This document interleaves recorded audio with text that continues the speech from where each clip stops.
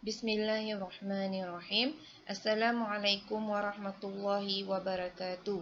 Hari ini kita ni belajar pelajaran tasawuf, iaitu sifat menunjuk-nunjuk, yakni ar-riya. Apa dia sifat menunjuk-nunjuk, yakni ar-riya ini?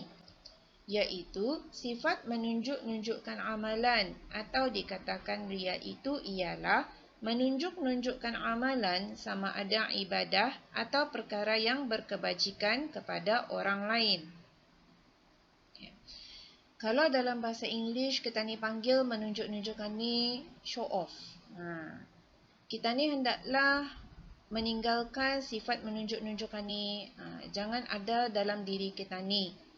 Kerana perbuatan ini adalah sia-sia dan perbuatan ini dicela oleh syarak. Sifat menunjuk-nunjukkan amalan yakni riya itu dicela oleh syarak.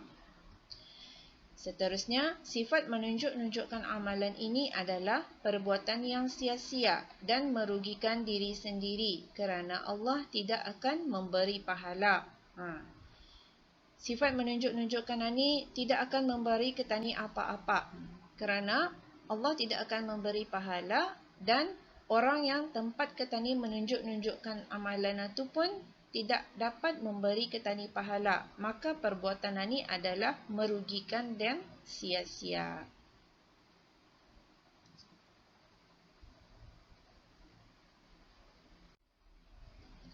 Allah Subhanahu wa taala berfirman dalam surah Al-Ma'un ayat 4, 5 dan 6. Fawailul lil musallin alladzina hum an salatihim sahun alladzina hum yura'un.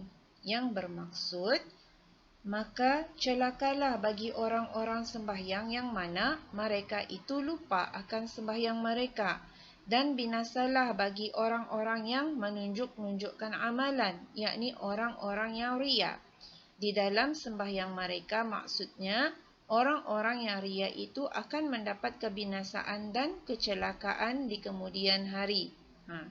Kira perbuatan sembahyangnya itu bukannya kerana Allah semata-mata. Perbuatan sembahyangnya itu hanyalah untuk ia menunjuk-nunjukkan arah orang sahaja supaya ia itu kena puji seorang yang alim, seorang yang soleh.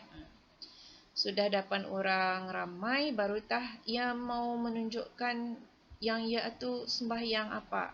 Tapi kalau indah ada orang, ia merupakan seorang yang malas sembahyang. Macam tu. Okay. Maka perbuatan menunjuk-nunjukkan amalan ini adalah sia-sia, bahkan akan mendapat kebinasaan dan kecelakaan di kemudian hari.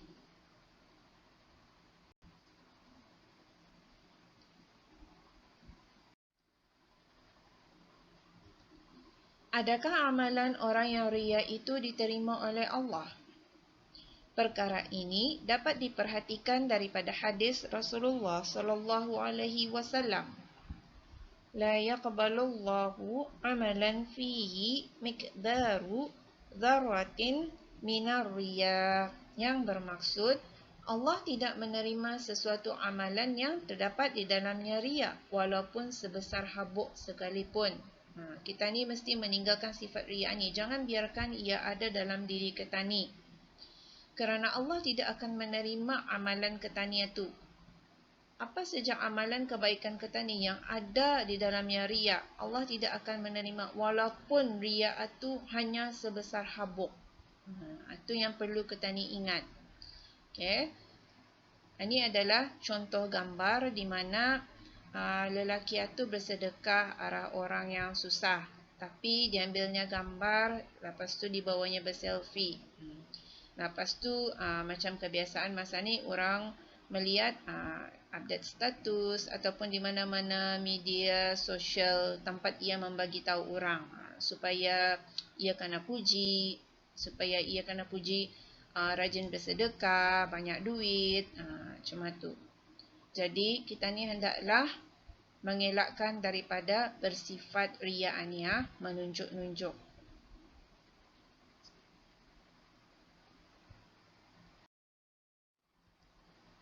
Lawan bagi sifat riya. Okey, apa lawan bagi sifat riya? lawan bagi sifat riya ialah sifat ikhlas. Kita ni mesti ada ni sifat ikhlas ni. Mesti ada dalam diri kita ni. Iaitu membuat amal ibadah dan kebajikan kerana Allah Ta'ala semata-mata. Ikhlas. Sembahyang kerana Allah. Bersedekah kerana Allah. Apalagi menolong orang kerana Allah. Bukannya semua itu untuk menunjukkan arah orang. Yang katanya itu seorang yang baik. Bukan. Okay, lihat gambar yang cikgu lihatkan. Kira itu ia bersedekah kerana Allah. Ia tahu orang itu memerlukan, jadi ia bersedekah. Indah payah dah diberitahunya orang yang aku sedang bersedekah. Indah payah. Kira lebih baik sedekahnya itu secara sembunyi-sembunyi. Okay. Kita ni hendaklah menanamkan dalam diri kita ni supaya sentiasa ikhlas dalam berbuat apa sahaja kebajikan. Okey. Seterusnya, tujuan riya. Apa tujuan orang riya ni? Tujuan orang yang riya itu banyak. Di antaranya ialah tujuan itu banyak. Di antaranya yang pertama, mencari kedudukan yang tinggi di hati orang. Mencari kedudukan yang tinggi di hati orang. Yang kedua, mencari kemegahan. Mencari kemegahan.